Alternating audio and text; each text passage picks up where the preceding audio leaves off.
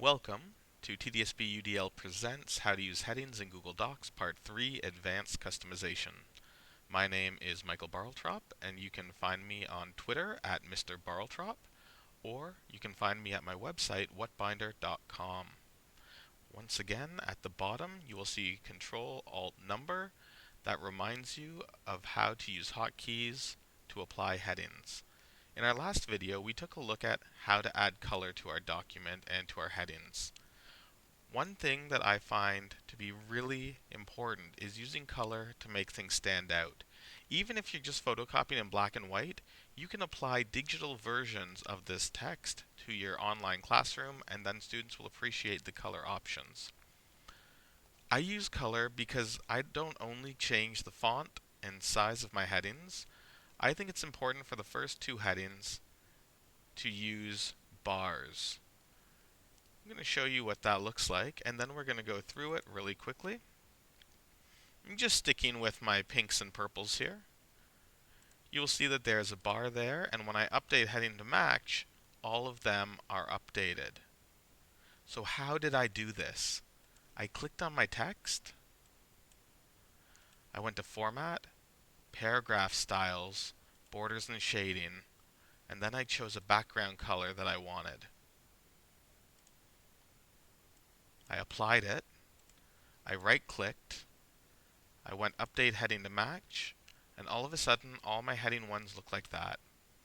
Now you might think there's no space above Introduction, but there's a huge space above Planning Your Essay, and I don't like this space below.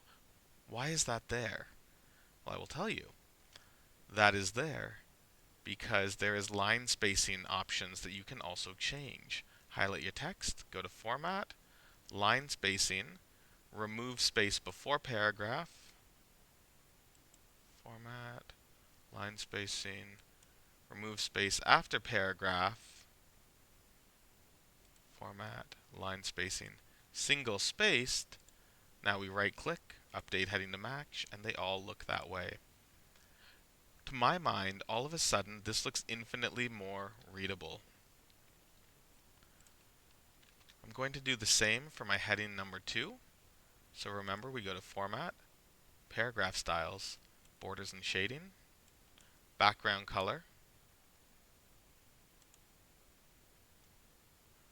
Apply, Format, Line Spacing Single, Format, remove space before, Format, Line Spacing, remove space after, right-click, Update to Match.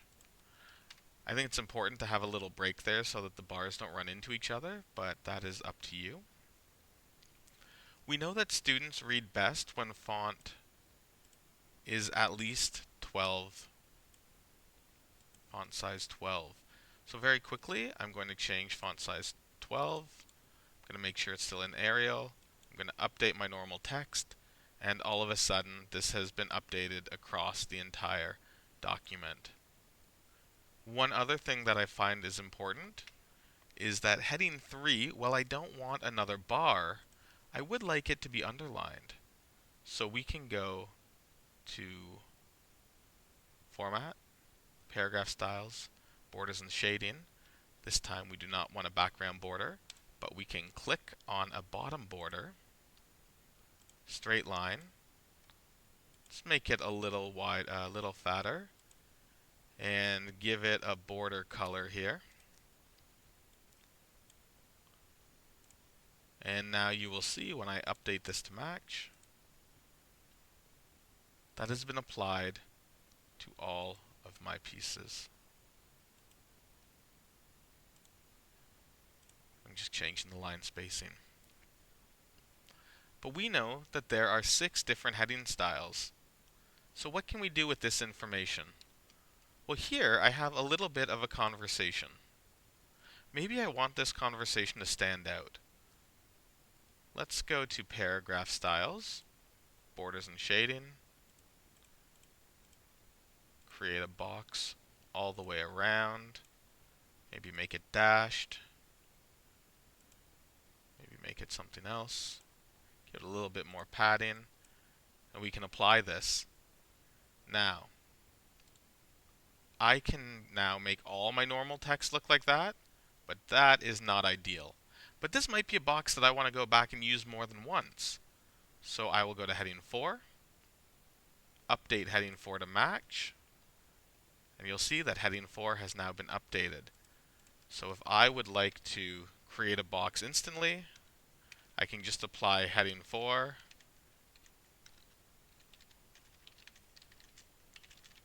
and heading 4 will always give me this box.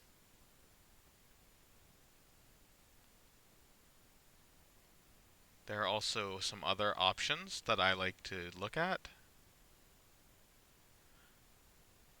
When I have examples,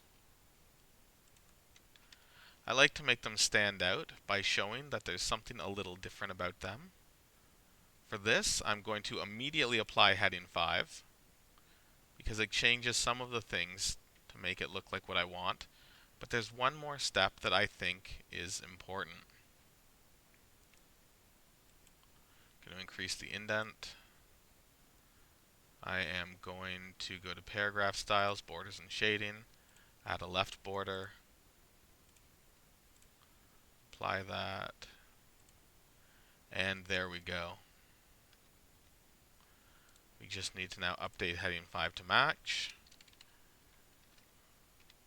And when I apply heading 5, it instantly looks like that. Heading 4, 3, 2, 1. So now we've seen how to use some advanced customizable options. If you don't want your essay to look like a mess of color and rainbow, you can watch our next video, how to apply a consistent theme to style your Google Docs.